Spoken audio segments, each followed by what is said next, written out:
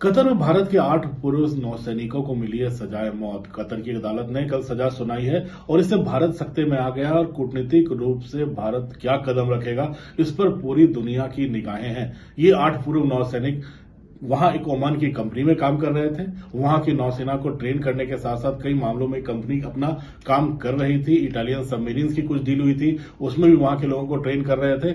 और मुझे लगता है कि कतर जैसा देश जिसने पिछले साल इनको गिरफ्तार किया था, भारत ने एक स्टैंड लिया था कि ये दोषी नहीं है। भारत सरकार अब भी बोल रही है कि वो दोषी नहीं है। विदेश मंत्रालय ने यह भी कहा कि भारत जो भी विकल्प है अब उन पर विचार करेगी। कल विदेश मंत्रालय ने भी कह दिया। लेकिन विकल्प अब क्या बचते हैं? अदालत ने तो उनको दोषी ठहरा दिया है। लेकिन एकाएक पहले इस पर नजर डालने वाली बात होगी, एकाएक ये फैसला क्यों आया?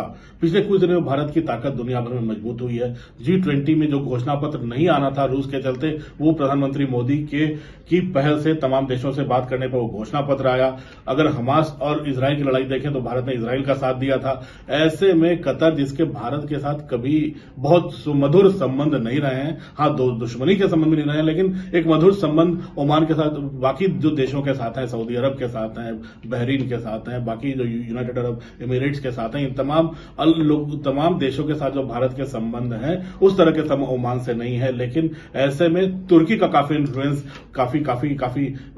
होता है कतर की राजनीति पर। पाकिस्तान बहुत ज्यादा घुस नहीं पाया है, लेकिन जो भारत सरकार के सूत्र बताते हैं कि अगर पाकिस्तान का भी इस मुद्दे पर आग लगाने में काफी बड़ा योगदान हो सकता है, क्योंकि वो भारत के बढ़ते जो कतर में बढ़ते जो इन्फ्लुएंस है उससे काफी परेशान पाकिस्तान भी था। तो मुझे लगता है कि तमाम चीजें हैं, जो अंतर्राष्ट्रीय राजनीति है, भारत की बढ़ती ताकत है, इन सब तमाम चीजों का योगदान रहा है एकाएक इन 8 लोगों को फांसी की सजा सुनाने में। क्योंकि मुझे लगता है सरकार को भी उम्मीद नहीं थी। उनको लग रहा था कि अगर एक आध दो लोगों को सजा सुनाई गई तो बाकी लोगों को भी बख्श दिया जाएगा और इतनी बड़ी सजा नहीं सुनाई जाएगी। लेकिन अब लड़ाई कहां आती है? अब कूटनीतिक लड़ाई है। अब इन लोगों को कैसे बचाया जा सकता है? ये बात होता है कि प्रधानमंत्री मोदी, उनके अनुमान बने विदेश मंत्री जयशंकर तमाम बैक चैनल डिप्लोमेसी में लग गए होंगे, तमाम उन मित्र देशों से बात कर रहे होंगे जिनके कतार से अच्छे संबंध हैं। ये अग्नि परीक्षा की घड़ी है। लेकिन इतना तो तय है कि भारत सरकार खाली हाथ नहीं बैठ रही है और जिन देशों से, जो मिडिल ईस्ट के देश हैं जहां हमारे अच्छे संबंध हैं, उनके साथ भारत कतर को मनाने की कोशिश कर रहा है। बैक चैनल संपर्क हर देश खुला रखता है अपना बातचीत करने को।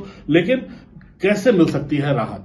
इसमें यह है कि अगर एक अदालत ने फैसला सुनाया तो ऊपरी अदालत में जाएंगे तो कम से कम कतर और मिडिल ईस्ट के देशों में यह सजाए मौत की सजा बदलती नहीं है, उसकी मुश्किल है। लेकिन एक ऑप्शन होता है कि वो आप आगे अदालत में जा सकते हो। दूसरा ऑप्शन कि कतर के अमीर जो हैं वो माफी दे। और माफीनामा कब आता है? माफीनामा एक बार आता है रमजान के मौके पर, और दूसरा मौका आता है जब कतर का राष्ट्रीय दिवस हो, और वो राष्ट्रीय दिवस 18 दिसंबर को आने वाला है। तो 18 दिसंबर और अभी में मुझे लगता है कि जो 2 महीने का अंतर है, इस बीच भारत लगातार अपनी बैक चैनल डिप्लोमेसी जारी रखेगा। लेकिन भारत के लिए सोचने का विषय है कि एकाएक इन 8 लोगों को सजा कतर की अदालत ने क्यों सुनाई, इतनी जल्दी क्या थी? इस पर भी भारत सरकार लगातार सोच रही है। लेकिन ट्रैक 2 यानी बैक चैनल डिप्लोमेसी जारी है और सरकार ने भी कहा कि सारे विकल्प खुले हैं और अपने लोगों को बचाने के लिए अगर इतने विमान युद्ध क्षेत्र से निकाल सकती हैं तो मुझे लगता है प्रधानमंत्री मोदी यहां भी कोई कसर नहीं छोड़ेंगे अपने इन नौसैनिकों को वहां इस